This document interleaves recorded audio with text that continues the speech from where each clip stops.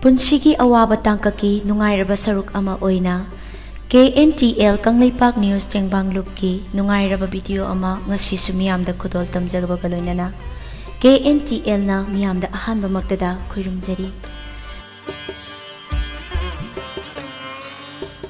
ngasi Khangabok patu Mayai Leikai Lai Lam thokpamdagi leikhidraba Thokchom Laxmi Chanugi Machin lainanaba anawba yum changbagi thoram ama ngasi pangthokkhre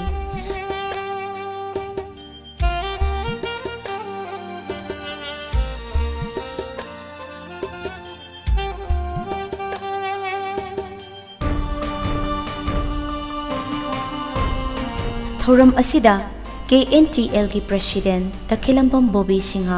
Vice President Arambam Bedana Laima amadi KNTL ki maruiba Executive Member Singh amadi Ikai Khumnabada Matik Jaraba Deputy Commissioner Thoubal DC Ahanthem Subash amadi Mamang Thakta Ichamgi President Oibiramba Nongthombam Rajendro Elias Boyna Sarup Yaduna ngasi pangthokkhre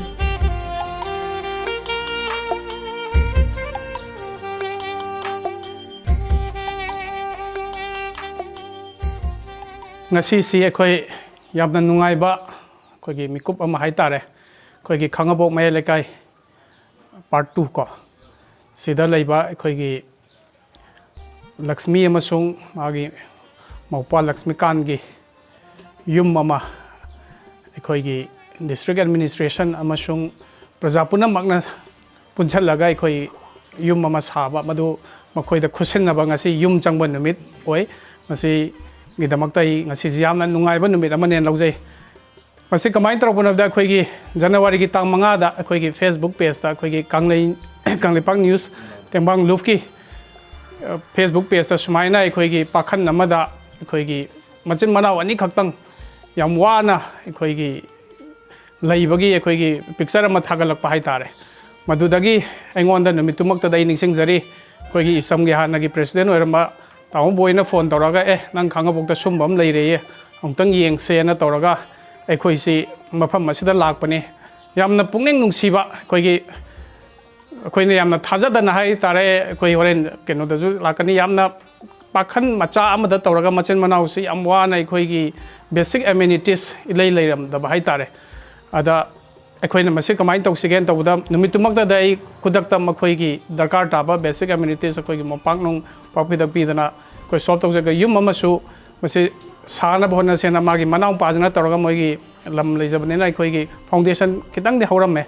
adu masi tawda yadabani khoi aigi jo district asida leiriba khoigi PMAY scheme da ju makhoi ji yahodaba hana PMGB kari scheme ji da ju government scheme si da ju yahodabani na makhoi sigi tawdaba yade na tawraga yamna sida yam chauna maru oina chenbiriba khoigi abung leire makhoina su donation mayam am toroga aigi district administration ge site ge su ekhoina scheme nung thidabida angamba mateng pangaga masi ekhoigi chin manaw ani sibu ekhoi mayam leiri na khoigi damakta ekhoi mayam leiri haiduna ekhoina kitang ngamjaba mateng makhoina su mayam am tori tawjaraga ngasi si yum changbani yum changban numit sigi ekhoi harauba phongdokjabani makhata na district administration site jo khoina haijaning baje scheme mayam sida mi yambane na khoigi laita laira sidi yamane na amukta da loina konaba ngamdraga su district administration amasung praja single loina na khusam naraga chatmin naraga di ekhoina sigumba problem mayam ama se solve to bangam gani na thaje dona district administration na lokhalai ba sigumba gi khongthang singsida makhata na su khoigi Kangleipak news Tengbang lumna su mateng pangbiu aduga atai praja sing aju mateng pangbiu ekhoi angam district administration site tagi hotna jaraga asigumba laita laira se ko hotna bada ekhoi chawat hodang district administration logjage haiba sema haijaraga masida mateng pangbirakhiba punama po amuk hanai nai kok nonjari amasung thagat phongdok jari ningsing bayai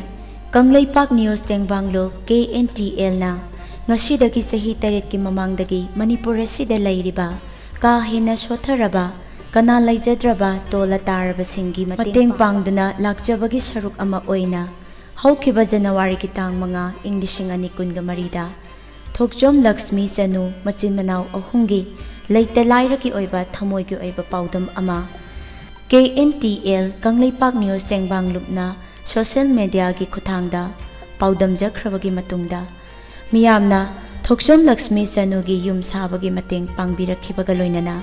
KNTL nasu angamba mateng pangbada thodang lawjaki.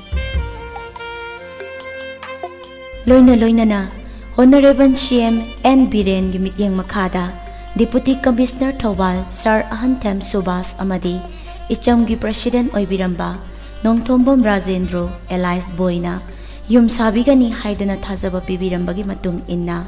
ngasi Thokchom Laxmi amadi machin manau ahumgi yum changbagi thauram ngasi ayukta pangthokchakhre. Ngasi yum changba numisida mayamna samaina lakpiduna tawbisi khoi penjabane aduga mayam changdana samaina sarba mayamna yum singna sabidana tawbibagi dama khoina thagatpa phondokse. Marai Bhakti Rabi Thokchom Laxmi Chanu machin manau ahumgi yum sabada mateng pangbikhiba pumnamakpu KNTL Kangleipak News Tengbang lupna thagatpa phondokcheri.